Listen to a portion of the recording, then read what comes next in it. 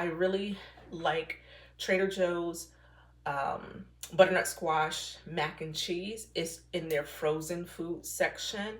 And then I like Panera Bread. This time of the year, they do have a butternut squash soup that they serve. And it comes like with pumpkin seeds. Here is another soup for a cold winter day. It is inspired by my love for Trader Joe's butternut squash mac and cheese, as well as Panera Bread's butternut squash soup. This morning, my daughter and we went to the gym and did a 45-minute workout. I spent 25 minutes on the treadmill and I was able to increase my incline up to 5. And I also stayed at 4 miles per hour for the majority of the workout. Then we came back home and it was time for me to get ready for my session that I have at my private practice with one of my clients. Then after the session with my client, one of the ladies that occupies a couple different offices that is next door to my office, she came over to introduce herself because she was just moving in and she was decorating her office. We exchanged information, business cards, and we just talked about our different businesses. Mine is based more so in counseling. She has a nonprofit that service like middle school age teenagers. And so we just thought like, okay, let's just keep in contact and see how we can collaborate for in the future. Then I came home and I was ready to get started on this butternut squash soup and kind of kick back and relax, have it for lunch slash dinner. Now, as you can see, I am just prepping, whether it's my veggies or even my seasonings. At this rate with cooking, a lot of it goes based off of your taste. When you're baking, that is a little bit different. You definitely want to follow specifics when it comes to different recipes because you don't want to like mess up something. Into the search engine, and then whichever recipe has the most reviews and it's like a 4.5 or higher rating, that is the one that I will use.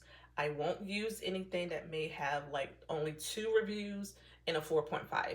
You're gonna need more people. I'm just gonna make it in this pot. So at this point, you're just gonna put your butter in and let that start to melt.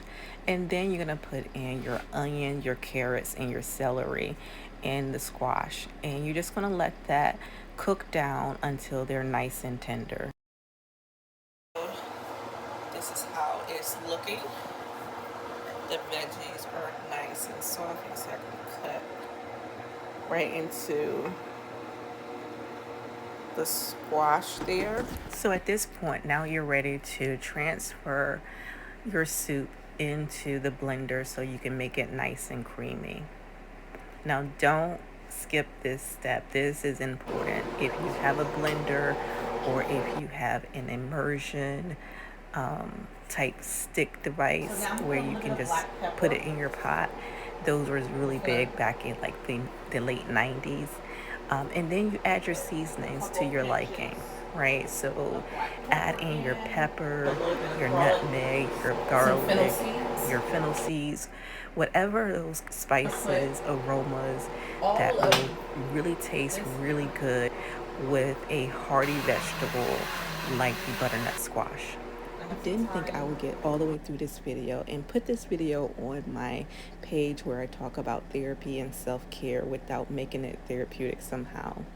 Now, if I was to give you the step-by-step playbook of the recipe, it will take away from your own experience of the flavors, the scent, and all the things that go into cooking. Kind of liken this to an artist and their artwork. You become a good artist by experimenting with colors and blending the colors and looking at the mood that you might want to create with a piece of artwork or something like that, or what you're feeling.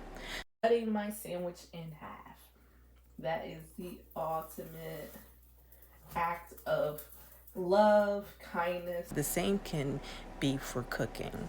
So take the opportunity sometimes to just get in the kitchen and kind of experiment with some things And I mean, the worst that could happen is that it doesn't taste good. And then the best that can happen is that it will actually taste better than you even thought.